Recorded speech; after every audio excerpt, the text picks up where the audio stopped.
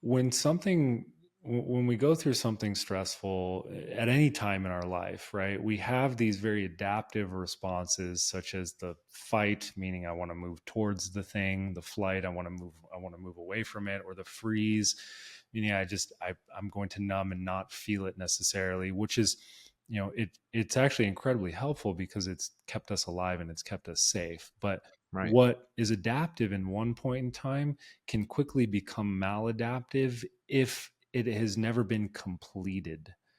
So Yes. the Yes. completion of an emotion is the sign to your nervous system that the threat has been solved and that like you can go back to living your normal life. And so a lot of us, if we never had the completion, well, then we can rewire the story and we can, make all of we can make it make sense in our mind, but that does not mean that the body doesn't still feel like it's in the presence of a tiger, right? So Ooh, yeah. so people are walking through the world where they've worked through everything in their mind, but their body still feels like there's a tiger lingering over them. And Mm, you said it so well, is that like there's a there's a small shift that we can make, because a lot of us are stuck in this sort of fix it mentality because we don't want the people around us to feel pain, to feel sadness, to feel anger. We don't want them to struggle. But when we're in that state, we're actually saying, I don't want you to be human, right? The right. easy Right. metaphor there is just, if someone's crying, most of us want to go over to them and say, it's okay, it's okay, it's okay. But what we're actually saying is, no, no, no, no, stop. No, no, I don't want you to Yeah. feel, Because I don't feel comfortable. because I don't feel comfortable 100%. And it's a massive shift from it's okay, it's okay, it's okay, to it's okay to let yourself feel that, and I'll be here with you through the whole process. I'm not going to Yeah. fix or change you. And in the whole somatic sphere, and I think the pendulum has kind of swung a little bit far in that realm too, where now you have so many people like just going so deep into emotional release, and it is important, but it's never about the release. I see a lot of breath workers and a lot of practitioners just solely trying to get everyone to release, but Yeah. that's only Yeah. one part of it. It's never about the Yeah. release, it's about the space that's created after the release for you to actually remember who you are and how you want to show up in the world.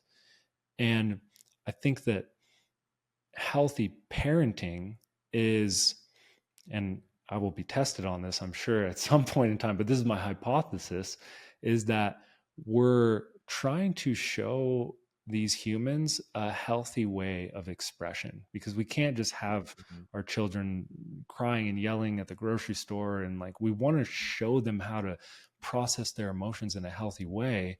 So we show them like, this is when you need to contain things, and this is Mhm. when you can, this is how to move that energy through your body in a healthy way. Because when I lived in Texas for a while and there was a massive school shooting there, and I couldn't help but to think about like, wow, these are humans that have had an incredible amount of pain that needed to express that in some sort of way, which it was not a healthy version of that expression, right? I couldn't help but think like, well, what if these humans were taught martial arts, or what if these humans were like had emotionally intelligent humans around them that could show them how to process their emotions in a healthy way Yeah. when they need to contain it and when they can express it. And there's a difference between containing an emotion, knowing that later on when I get home with mom and dad, like, this is when I can go through that, I can contain it for a moment. I'm not going to suppress it and act like it's not there. Yeah. Right. So there's a subtle difference that I think is kind of missing in the more nuanced ways inside of the somatic work that I'm seeing, just recently in this work. Yeah.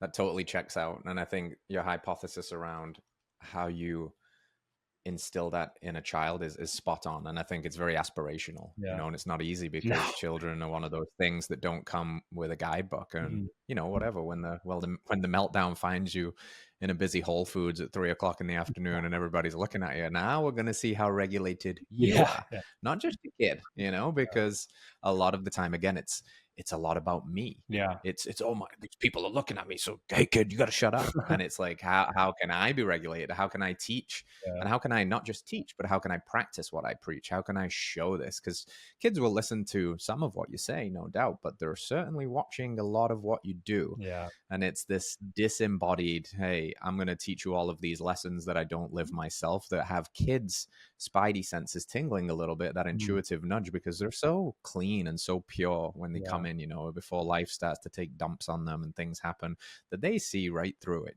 So that's why they're often referred to as little Buddhas, right? Little Yeah. mirrors. They're a wonderful teacher. I've adopted this lens throughout parenthood, that I'm not really the teacher. They No. are my teacher. I am the guide, the Yeah. shepherd, the person that is there to keep them safe and to provide the range and the boundaries that are wide enough for them to experience a lot, but to know when, hey, this is where we do contain and this is where we release. So I love that frame that you had, so that we can complete this, Yeah. so that we can, like, fully let it move through us like bad Chinese food. We've got to complete the whole cycle. Yeah, exactly. And that's kind of the frame that I've tried to instill within coaches and practitioners, because it's a you're helping somebody in their own self-discovery process. That's just what it is. All right, friends, thanks for tuning in to another episode of Radical Health Radio. We got a fresh new podcast for you every Wednesday. If you enjoyed the show, consider liking, subscribing, reviewing, and rating us on your podcast platform. It helps to spread this message of radical health. We'll see you next week.